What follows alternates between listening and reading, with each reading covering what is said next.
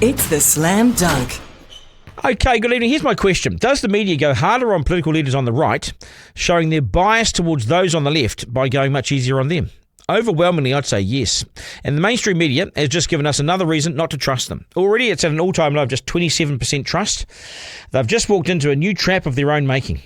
And it's in the way that they are interviewing Jacinda Ardern, who has suddenly made herself available from America because she wants to push her new book and get the sales up, you see. No other reason. But there it is. Suddenly there's something in it for her, so here she is. But for the past 18 months, Ardern has lived overseas in America, probably because of the level of vitriol here in New Zealand towards her, and she's getting paid to write a book. She gives speeches, she teaches in university, and given the attitudes held against her, I seriously don't think she can live here right now. So that's what she's doing in America. And we haven't heard much from her. She left Parliament, more than 2 years ago. She finished her valedictory speech. She rewrote history on the way out and walked out to a hero's farewell from her party, leaving Kiwis to clean up the mess, face the music.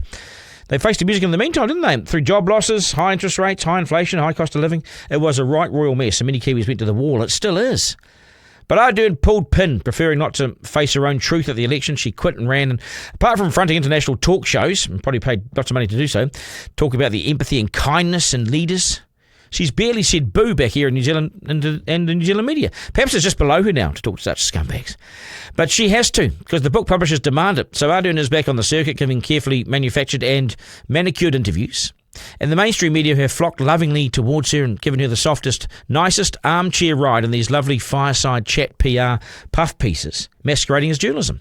In the Radio New Zealand interview, the interviewer astonishingly starts by giving away his interview approach to her and almost apologises in advance for any hard questions that might just have to slip out, even if it's most unlikely. He apologises in advance and says he's only going to ask the odd tough question because, well, the great unwashed want him to. Otherwise, sorry, Jacinda, it wouldn't happen normally. So immediately he hands over power to her, and then he says, hang on, lots of people just want to see if you're okay and express their concerns and regret for how she was treated in New Zealand. Do we? Do you? Do they? Or does the interviewer want to say sorry for something? Also, a note, Radio New Zealand has also turned off the comments section, so no one can criticise Ardern, or no one can criticise the interview. Here's how it starts. Hi. Hi, nice to see you. Dame Jacinda, tēnā koe. Kia ora, Jesse. Really nice to see you. This is the first media interview you've done for ages in New Zealand, and I sort of feel like a lot of people watching will be wanting me to hold you account for some of the stuff that happened when you were Prime Minister, and then a lot of other people will just be thinking, check that she's okay, and express our regret for a lot of the stuff that happened while she was in New Zealand. Yeah. I mean, what are we apologising to her for? What happened now? What happened to RNZ? I don't think so. And I don't think Kiwis want you to be apologising on their behalf, and I think they can speak for themselves on that front. I'm not going to play you any more of this. You can make the choice to suffer yourself if you wish. This is not really a bad interview, but Ardern is barely tested. A potentially difficult question is not followed up with another question. And the two are very familiar, and it ends in a very jokey, quick-fire question. Who's the most famous person you got on your phone? Who's the most famous person you've had dinner with? All that sort of thing. Who would you like to meet that you haven't met already? It was warm and fun and engaging, rather than ending with some sort of hard-nosed, confrontational sort of questions about her time in charge.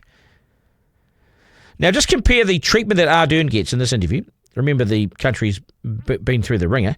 The economy's sagging, debt's sky high, interest rates are down, but unemployment's rising still. Growth is barely visible. And as the world and Ardern have moved on, it certainly feels like we remain in the sort of quagmire. We remain in the struggle, if not remain in the shit, due to her legacy in office. And she wants to keep reminding us in this interview that she took the high ground as a kind and empathetic leader. It's sickening. And now she's lecturing the world about being kind and caring and empathy, and the fact we need more of this in our world leaders with her kind traits. God. But what's kind about people being kept away from loved ones' funerals during COVID? What's kind about unvaccinated nurses and teachers losing their jobs? What's kind about locking people down? What's kind about borrowing and printing money that saw inflation skyrocket and families struggling to cope? What's kind about people losing their jobs? What's so empathetic about that? What's so kind about refusing to come to Auckland during the lockdown and leaving us to be locked down as businesses start to collapse? Is that kindness? You didn't even bother coming to Auckland.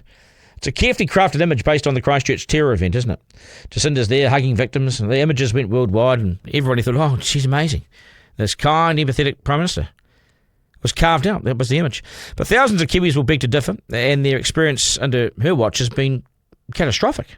So, Jesse Mulligan, you don't need to apologise on any of our behalf. And let me remind you, as as holier than thou as she claims. She did mutter that David Seymour was an arrogant bastard, remember? Or arrogant prick in Parliament. That was caught on the parliamentary microphones. Maybe she's not as angelic as you'd like to think. Maybe kindness matters depending on who you are. And I guess I'm saying compare the interview approach to Ardern, a jovial, happy sort of laughing affair, in comparison with the approach that the media takes to those people in office on the right. So they have a think about John Campbell's approach, or breathless hunting down of Destiny's Brian Tamaki. Campbell's no fan of Tamaki, so he has a strange addiction to hating him, actually, to chase him around town. Or compare it to the aggressive reporting and questioning of Don Brash over the exclusive brethren. I was part of that. We went hard. I was part of that. Radio New Zealand's Jane Patterson, she was next to me. We went hard on him.